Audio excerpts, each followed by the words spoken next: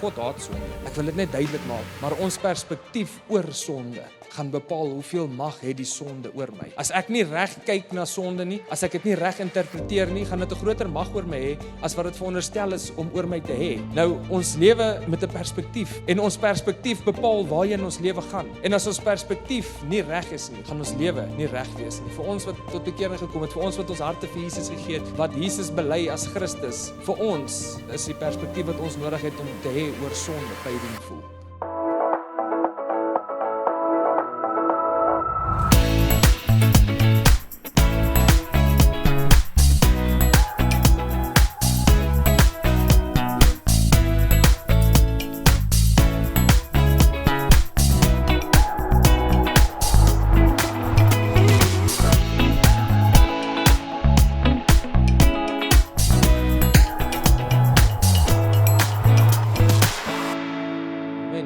Familie, ons is besig met 'n reeks oor perspektief in ons aanddiens, vir die van julle wat nie weet nie. Nou, wie van julle het al ooit in julle lewe 'n muggie in die oog gekry? Wie van julle het al, dan as jy hardloop iewers, dit gebeur met my as ek hardloop, maar as jy iewers loop of so, en daar's net 'n muggie in jou oog, en daar's so iets wat van 'n sensasie wat saam met dit gepaard gaan, weet as hy net in die oog ingaan, dan is dit so 'n bietjie kielerig, hy vat jou so na 'n plek toe waar jy net wil nies, maar dan kom die nies ook nie uit nie. Vir wie is dit frustrerend? Ek haat dit as dit gebeur. Dit is so lekker om te nies en dan wil jy nies, maar daar kom nie 'n nies uit nie. Nou,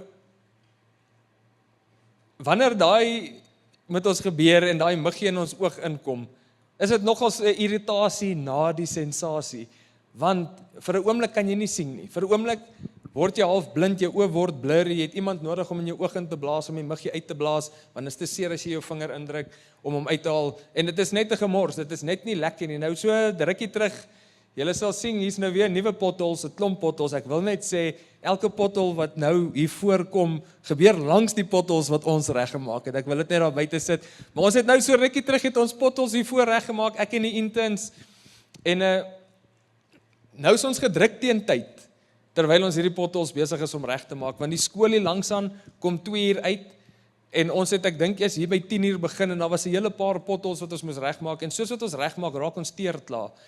En een van die interns spring in die Quantum, hy jaag Stilfontein toe, ek hoop hy het spoedgrens gebly, maar hy is op pad Stilfontein toe, om te gaan teer kry vir ons, en te gaan nuwe liquid kry, want ons liquid is ook klaar, en hy gaan soontoe, so nou wag ons. En nou stap die tyd aan, en ek weet die skool hier langsaan kom uit, en as die skool uitkom, is dit net 'n gemors. Dit is karre en karre en karre, en ek weet ons kan nie in die pad werk terwyl dit gebeur nie.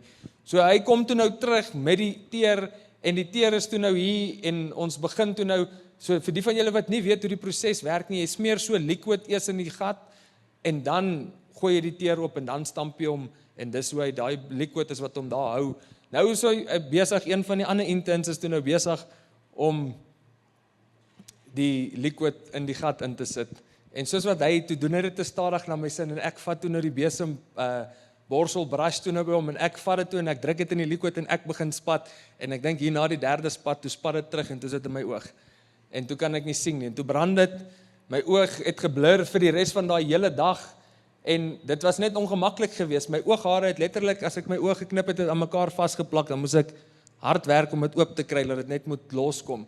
Het vir seker omtrent 2 dae in my ooghare gesit, ek het dit getraai uitkry, het nie uitgekom nie, maar my ongeduld, wat sonde is, het my vir daai oomblik fisies blind gemaak. Het my vir daai oomblik gemaak, dat ek vir 'n oomblik nie kon sien nie, dat ek my oë moes vryf, dat ek my oë moes was, dat ek allerhande goed moet doen, want ek was ongeduldig geweest. En dit maak my vir 'n oomblik fisies blind. En ons tema vir vanaand is, wat maak jou blind? En die rede dat dit ons tema is want sonde het die geneigtheid om ons blind te maak. Sonde het die geneigtheid om ons te maak, dat ons nie sien dit wat die Here wil hê ons moet sien nie. Dit maak ons blind. Ek het die letterlike stap van dit gekry met die teer se liquid in my oog, maar ook geestelik maak dit ons blind.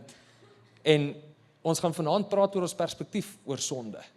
Want as ons perspektief oor sonde nie reg is nie, as ons perspektief oor sonde verkeerd is, gaan sonde altyd 'n groter mag oor ons hê, meer mag oor ons hê, as wat dit veronderstel is om oor ons te hê. So kom ons begin by die heel begin, die heel eerste sonde, wat gedoen is.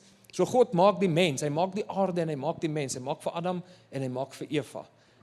En God sê vir Adam en Eva, of hy sê vir Adam, en Adam moes vir Eva seker iewers gesê het, maar hy sê vir Adam, Adam, van al die plante in die tuin kan jy eet, maar daar is een boom waarvan jy nie mag eet nie. En Adam en Eva dog toe, nee, wel, dis 'n goeie idee, kom ons traai maar hierdie, want daar's 'n slang gewees in die prentjie, en die slang het die vrug gegee, en hulle dog toe, okay, kom ons traai net hierdie boom, en ons probeer net aan hierdie boom te eet, en so het sonde in die wêreld ingekom. So het sonde in die wêreld ingekom, in die mensdom ingekom, en as gevolg daarvan, is elkeen van ons wat hier is, elke mens wat nog ooit gelewe het, is toe nou belas met sonde, want sonde het in die wêreld ingekom, omdat Adam en Eva ongehoorsaam was aan God. En Romeine 5 vers 12 sê vir ons, toe Adam gesondig het sonde in die wêreld ingekom, en deur Adam se sonde ook die dood. En so het die dood tot alle mense deurgedring, want almal het gesondig. So dit sê hierso, die oorsaak van dood is sonde.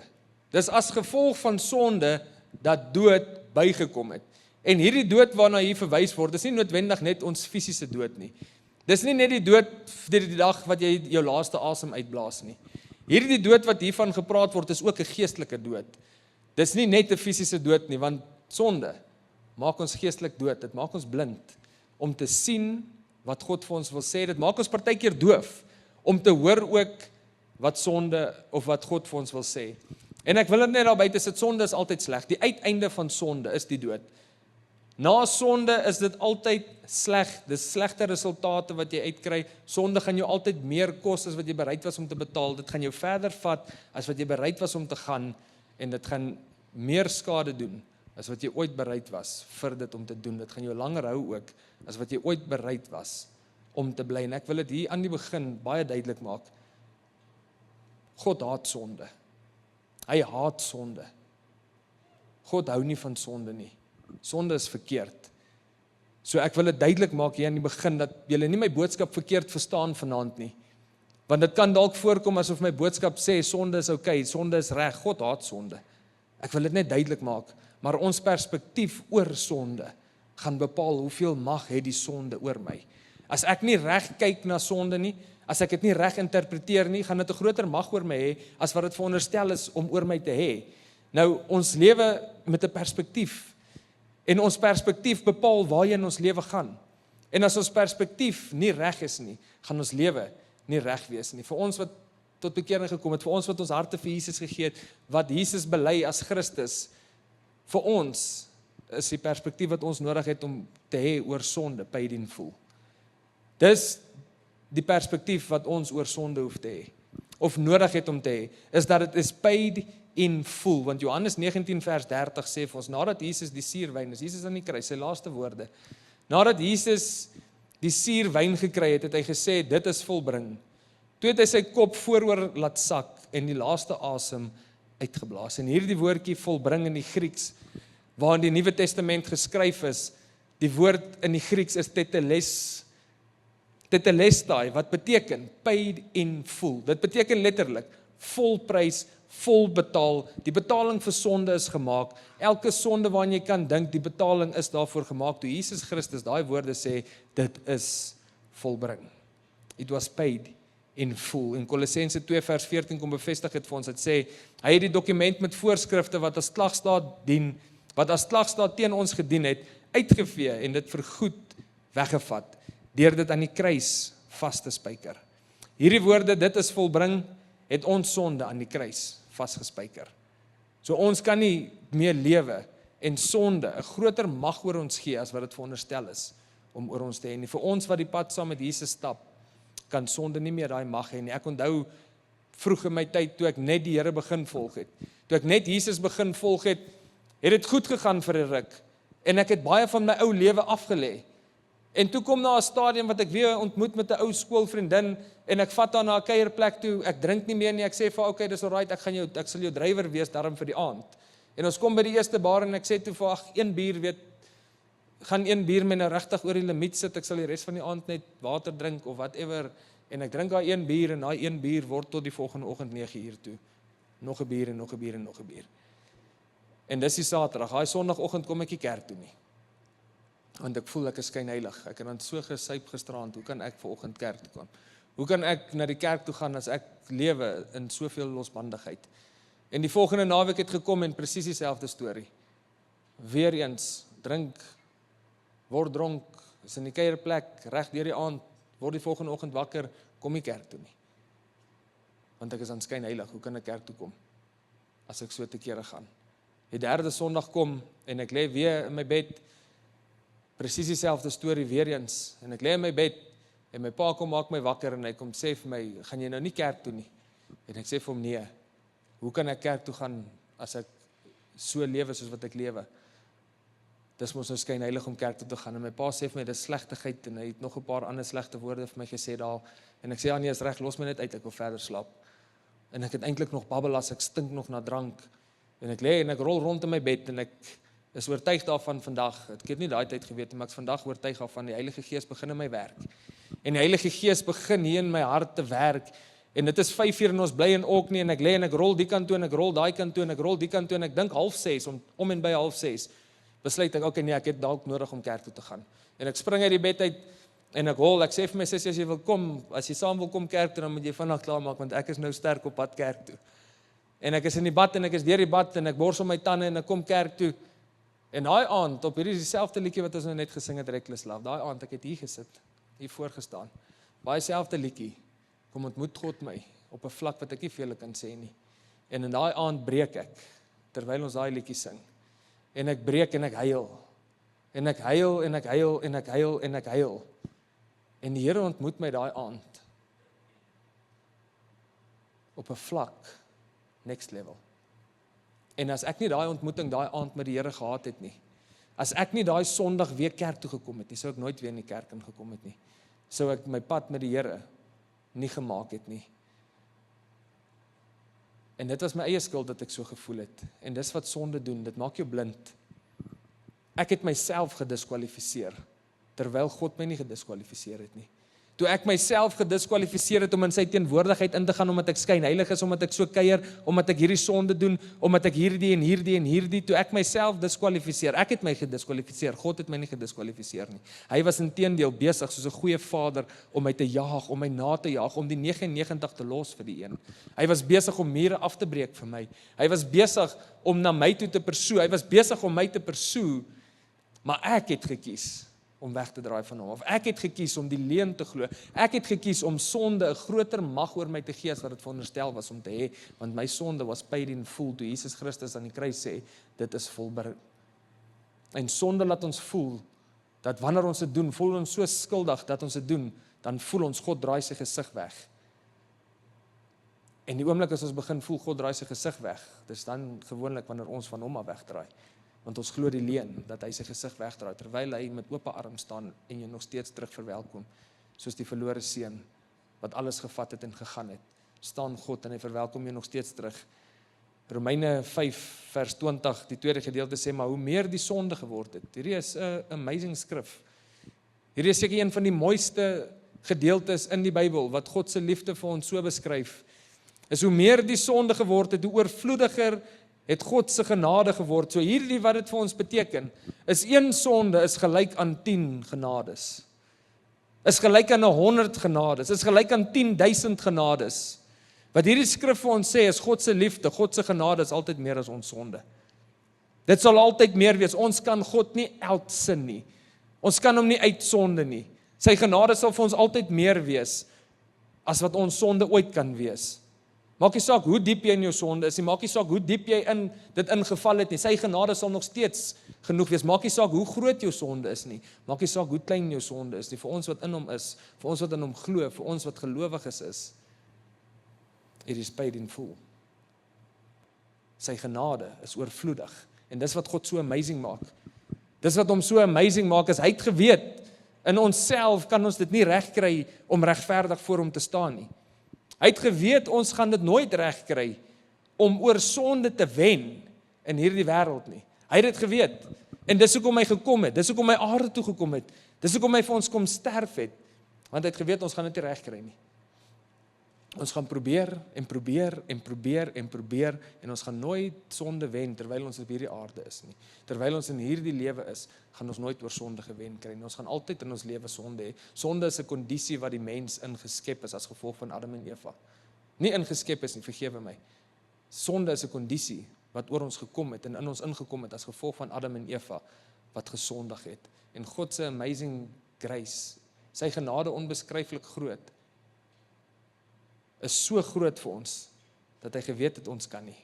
Ons kan nie, en dis hoekom hy die prys betaal het, want hy het ons werklik lief.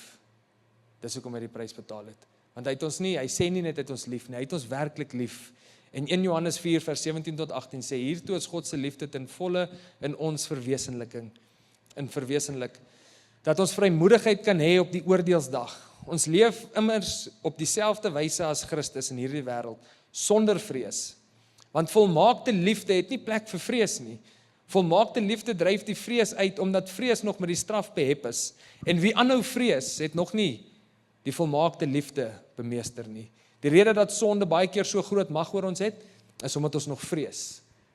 Dis wat hierdie gedeelte van ons sê, volmaakte liefde verdryf die vrees, want ons vrees straf. Ons vrees God gaan ons straf elke keer as ons iets verkeerd gedoen het, dan het ons hierdie vrees vir die straf van God. En sonde kry 'n groter mag oor ons, dit kry 'n greep oor ons, wat dit nie veronderstel is om oor ons te hê nie. En as ons nog bang is vir God, dan verstaan ons nie hoe lief hy ons het nie.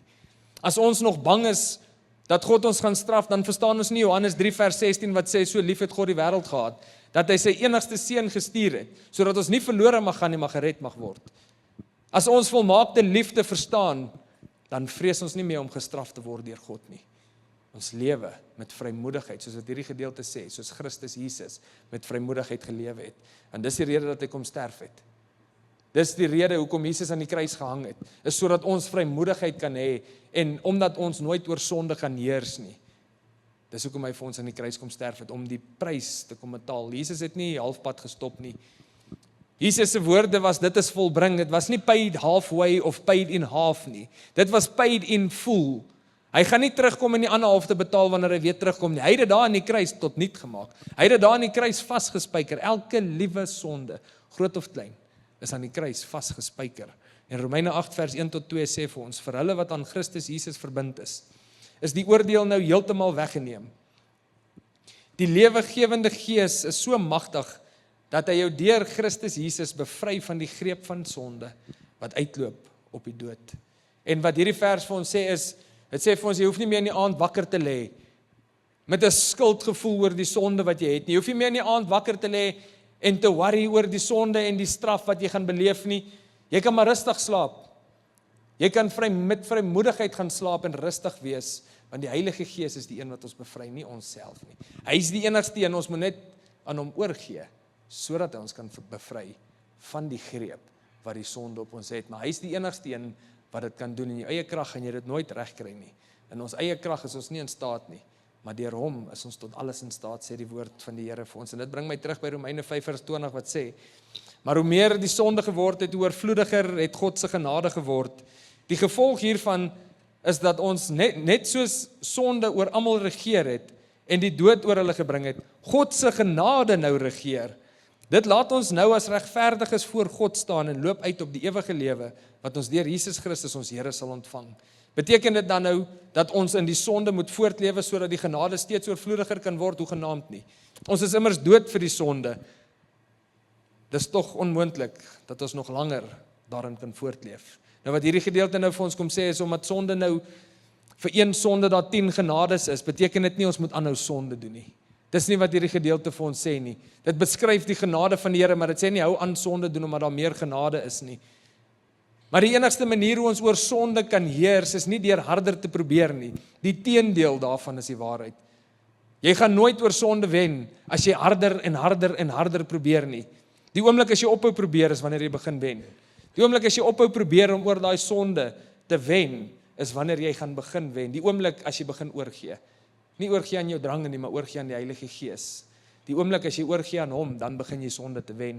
Dan begin sonde van self uit jou lewe uit te gaan, want jy het oorgegee en jy het 'n lewe in oorgawe vir hom gegee. En die enigste manier, of die heel eerste manier hoe ons kan oorgee, want ek weet dit is moeilik om oor te gee, maar die eerste manier hoe ons kan oorgee aan die Heilige Gees, is deur ons lewens vir hom te gee, is deur ons harte vir hom te gee, is in die bekeringsoomblik, wanneer ons met ons monde bely en in ons harte glo, dat Jesus uit die dood uit opgewek het, dat God hom uit die dood uit opgewek het. Daai oomblik word ons bevry en dan gee ons die Heilige Gees toestemming om in te kom in ons lewens in. En hy kom in ons lewe in en hy kom verander ons van binne af buitentoe en dit word sigbaar, maar dit begin binne. Ons het nodig om heel eers daai stap te vat en dan die tweede ding wat ons doen, die tweede manier om oor te gee aan God is in sy woord. Dis deur sy woord, deur die woord van God. Jy kan nie dieselfde bly as jy tyd in God se woord deurgebring het nie. As jy tyd in God se woord deurbring, dan moet jou lewe verander, want Hebreërs 4 vers 12, die eerste gedeelte sê vir ons die woord van God is vol lewenskrag en vol energie. Dis nie 'n storieboek wat jy lees nie. Die Bybel is nie 'n storieboek nie. Dis nie 'n fairy tale nie, dis nie 'n boek uit die historie uit nie. Die Bybel lewe. Die Bybel is die persoon van Jesus Christus homself. Dis wat die Bybel is. Hy lees jou terug, jy lees hom nie net nie, hy lees jou terug, want hy lewe. Want die woord van God lewe. En Johannes 1 vers 1 sê vir ons, in die begin was die woord daar. En die woord was by God, en die woord was self God. Jesus Christus was in die begin by God. En hy is die woord wat hierna verwys word. So wanneer jy die Bybel lees, is jy nie besig om net iets te lees nie, jy is besig om te luister en te hoor wat die Here vir jou wil sê.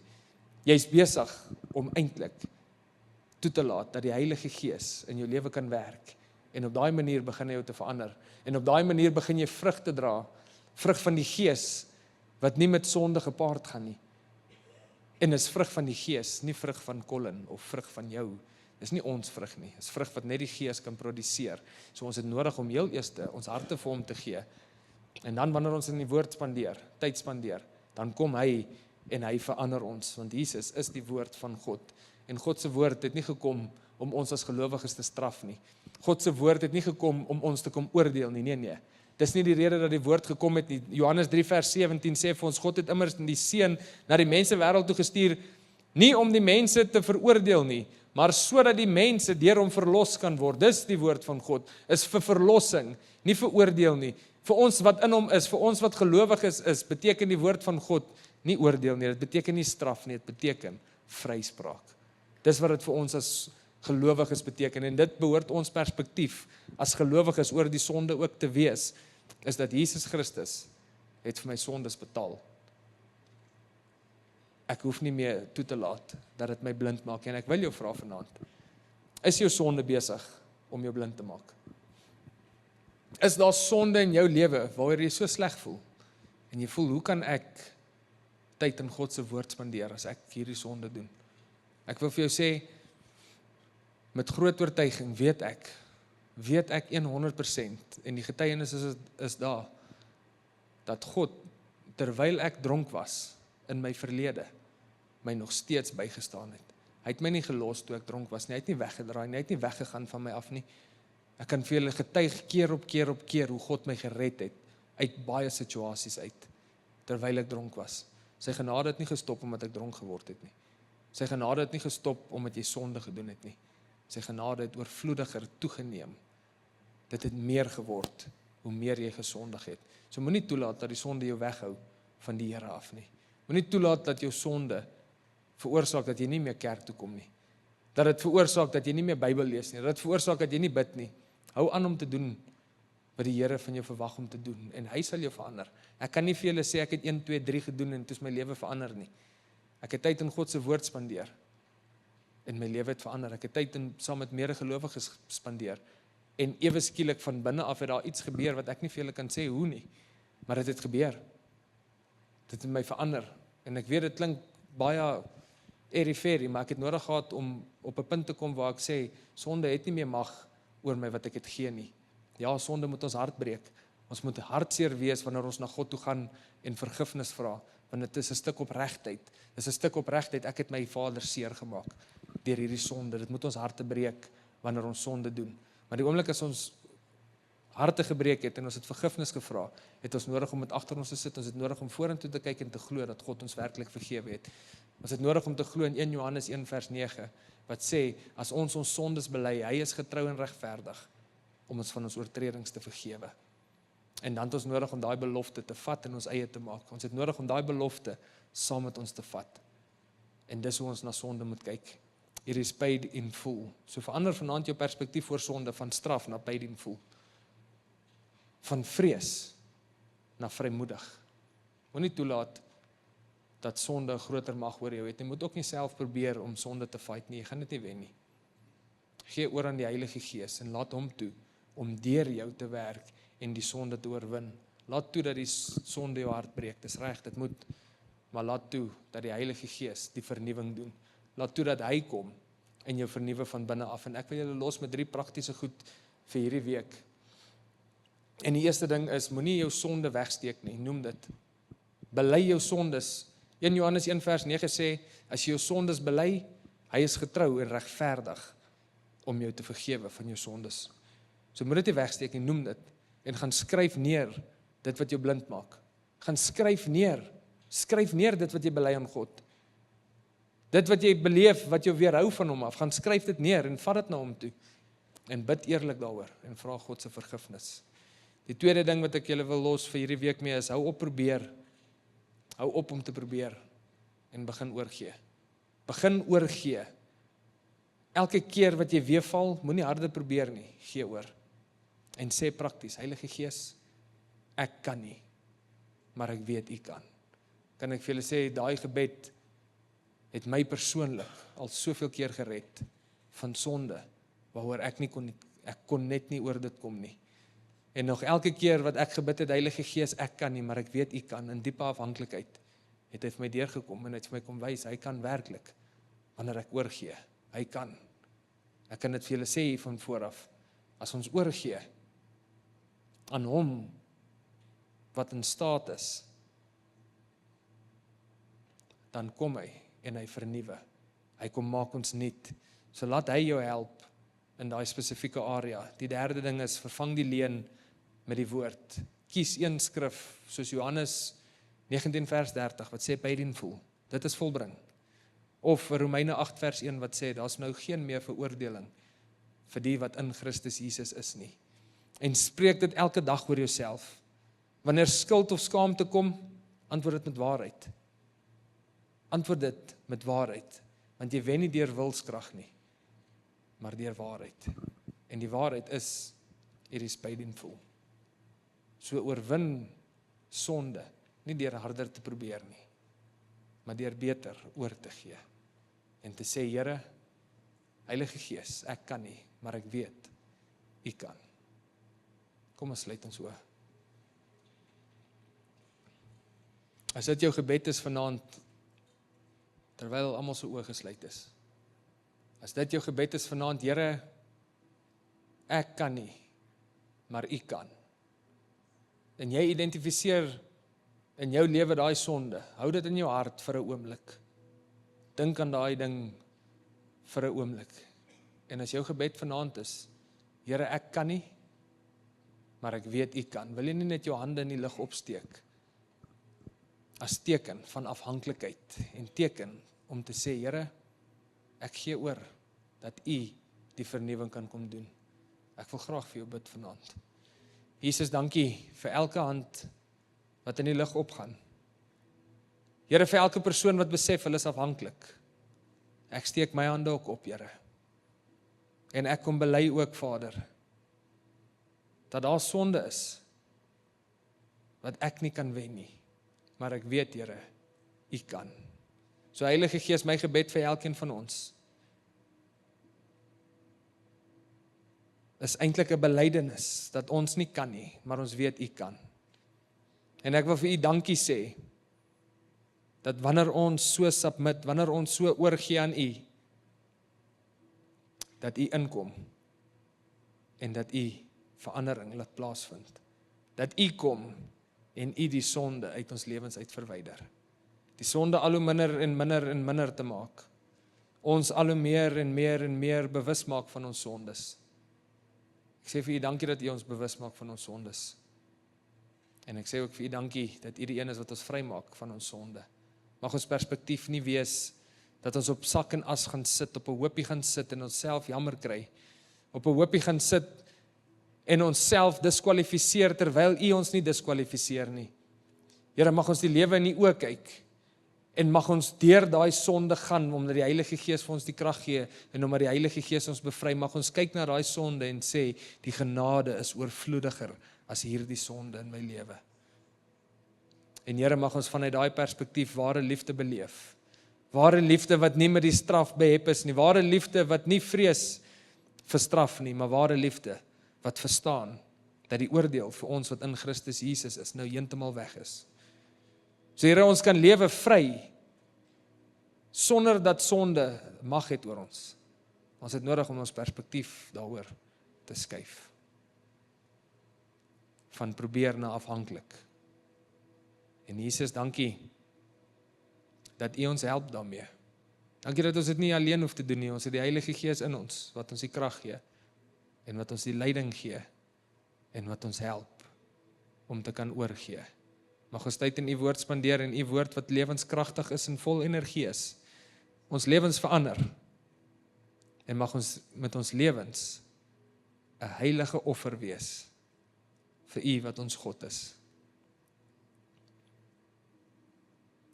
'n Offer van oorgawe en oorgee. Want op daai manier verander nie net ons lewens nie, maar almal om ons se lewens. So dankie Jesus, vir daai woorde, dit is volbring. Dankie dat U die klagstaat vasgespijker het teen daai kruis, en dat ons as vry kinders van U kan rondloop, en onsself kan herinner aan die waarheid, aan die woord, aan die belofte, bo die straf. En Vader, dis my gebed vir elkeen van ons, dat ons die belofte sal spreek, en nie die straf nie. Dankie dat U ons lief het met 'n liefde onbeskryflik groot. En dankie dat ons hierdie liefde mag beleef. Dankie Jesus. Ons is so lief vir U. Dankie dat U ons harte aanraak en dankie dat U ons verander. In Jesus se naam. Amen. Amen.